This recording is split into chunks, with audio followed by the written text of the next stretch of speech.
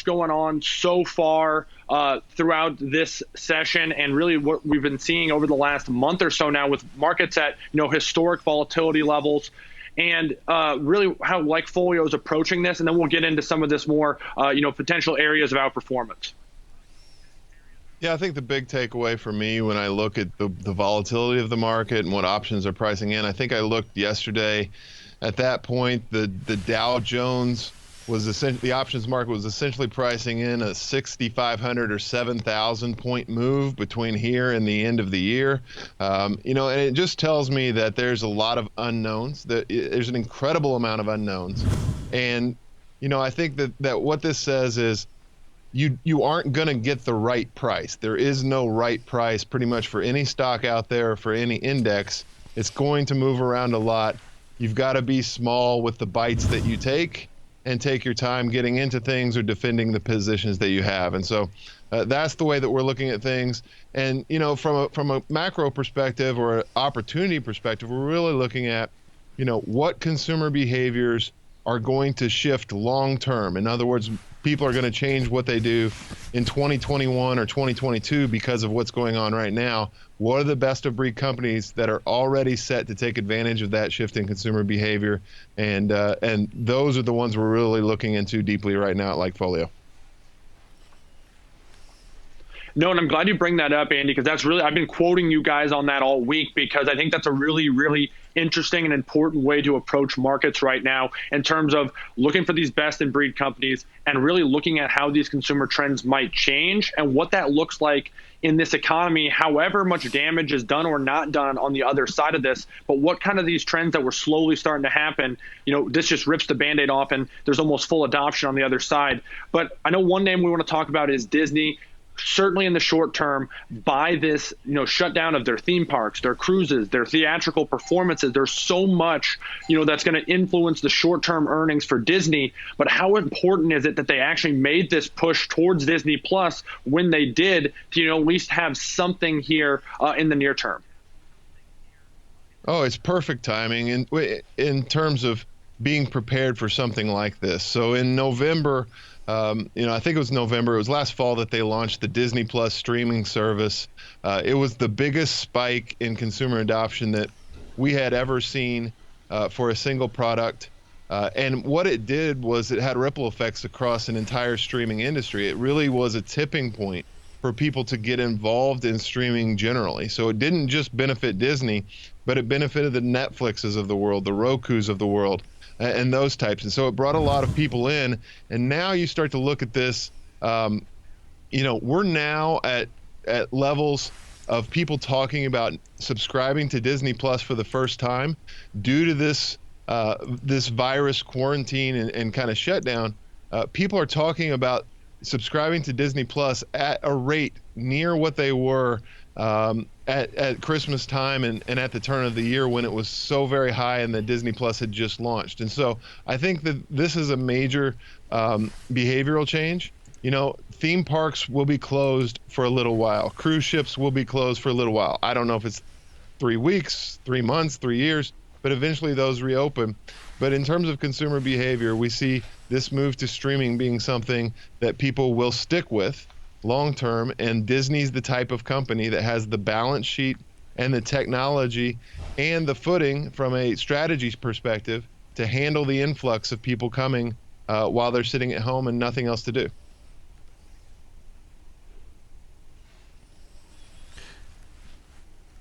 If I could jump in here and ask Andy a question.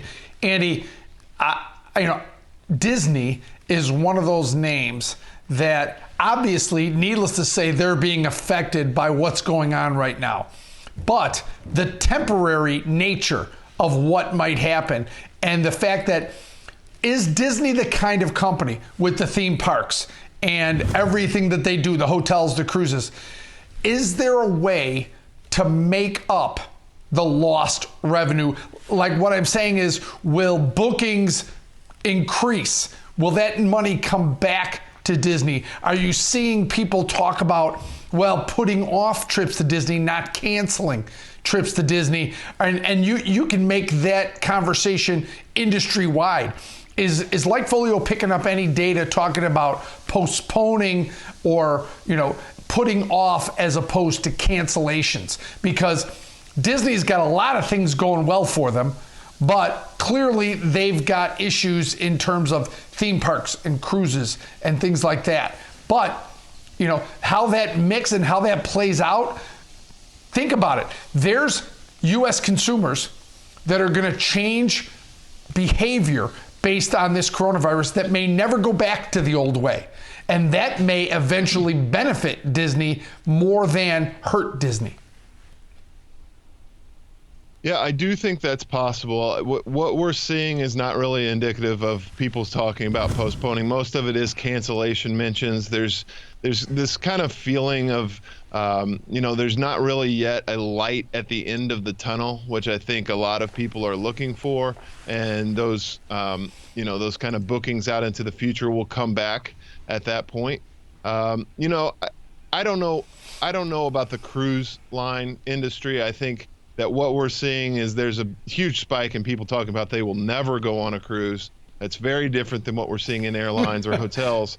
And so I think that, if you want to write off Disney's cruise line industry for the next 5 years in your model, that's probably not a bad idea.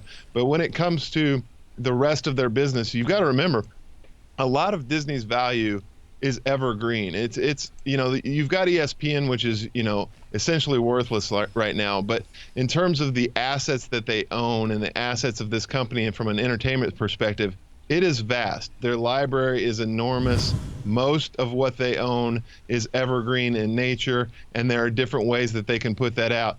A great example, they just put out this Frozen 2 movie. I think it was last summer or last fall. They weren't planning on releasing it streaming until June, but they went ahead and moved that date up because from a technology standpoint and from a streaming standpoint, they were capable of it. And you can just see the number of people that are talking about watching this movie while they're home in quarantine is absolutely incredible. It's as big or bigger than it was when it was actually released in the theaters. And so I think Disney's in prime position more than others to take advantage of this situation long term. And I think that's what you got to look at. You can't be focused too much on the short term. There's too many unknowns. We have no idea. Is Disney worth $95? Is it worth $60? Is it worth $140? I have no idea. But what I know is Disney will be here in 2026, and Disney streaming will be a massive part of people's lives, and people will be going back to parks at some point. And so that's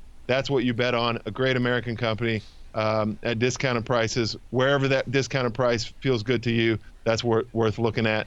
There's no right price, but there is a right trajectory for some of these companies that are in really good shape from a balance sheet perspective. Hey, no spoilers on that Frozen 2, Andy. The first time I saw Frozen 1 was actually this week, and it's on my list to continue in terms of seeing what happens next on that, as it is on the Disney Plus, as you mentioned. But I want to kind of tie this all together here because, Disney acknowledges their hardships they're going to face with this. They can't mitigate the fixed costs of their theme parks. They can't help that with all these sporting events canceled, that ESPN, like you said, is rendered essentially useless at this point. It's a huge part of their brand.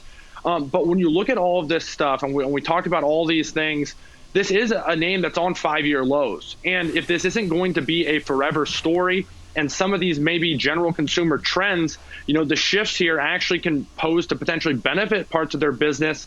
Even if it does move lower from here, even if it does, it already traded 79, it's 94 right now, Andy.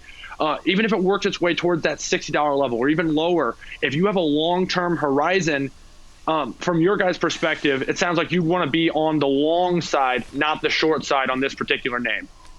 Yeah, what we're doing is we're building out a list of companies that are long-term going to benefit and capture the change in consumer demand that's occurring right now and capture that for a very long time.